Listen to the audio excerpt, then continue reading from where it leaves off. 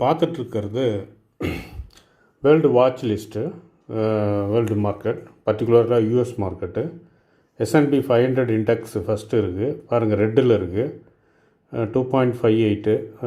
Tau Jones அடுத்தது, அதுவும் ரெட்டில் தான் இருக்குது 1.71% ட்ராப்பு. அடுத்தது நாஸ்டாக்கு, அதுவும் வந்துட்டு டவுனில் தான் இருக்குது. என்ன ரீசன் அப்படின்னாச்சுன்னா, இன்றைக்கி ரைட்டர்ஸில் ஒரு நியூஸ் பப்ளிஷ் ஆகிருக்கு. அது என்னென்னா, புதன்கிழமை இன்றைக்கி மதியானத்துக்கு மேலே ஸ்டாக் எல்லாமே அமெரிக்காவில் வீழ்ச்சி அடைய ஆரம்பிச்சிருச்சு.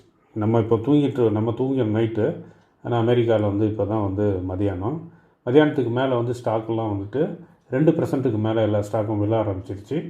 அது என்ன ரீசன்னா, federal reserve chairman Jerome Powell என்ன சொல்லியிருக்கிறார் அப்படின்னாச்சுன்னா, யூஎஸ் எக்கனாமி ரொம்ப உயர்ந்த நிலையில் இருந்தாலும் அது வளர்ச்சி அடைகிற வேகம் குறைஞ்சி போயிடுச்சு அப்படின்ட்டு ஒரு கமெண்ட் சொல்லியிருக்கிறாரு. இது சிக்காகோவில் எக்கனாமிக் கிளப்பில் பேசுகிறப்ப, எக்கனாமிக் கிளப் ஆஃப் சிக்காகோன்ற இதில் பேசுகிறப்ப இதை அவர் பேசியிருக்கிறார்.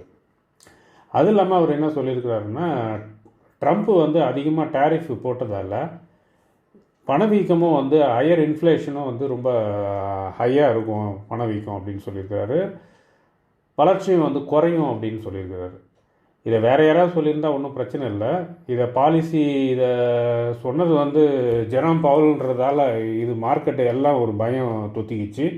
அதனால் எல்லாருமே இது எல்லாமே ஸ்டாக் எல்லாமே கீழே இறங்க ஆரம்பிச்சிருச்சு.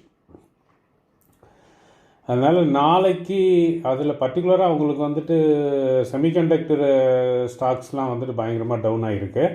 ஏன்னா இவர் அதிகமாக இது டேரிஃப் போட்டதால் சீனா மேலே, அமெரிக்காவிலேருந்து சீனாவுக்கு சிப்பு எக்ஸ்போர்ட் ஆகுது. அந்த சிப்பெல்லாம் இப்போ என்விடியெல்லாம் என்ன பண்ணுறதுன்னு தெரியாமல் அந்த ஸ்டாக் எல்லாம் விழுது.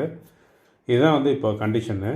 ஸோ இது அப்படியே நாளைக்கு நம்ம இந்தியன் மார்க்கெட்டில் ரிஃப்ளெக்ட் ஆச்சு அப்படின்னாச்சுன்னா, இந்தியா மார்க்கெட்டு நாளைக்கு ஒரு பெரிய ஒரு ஃபால் இருக்கும்.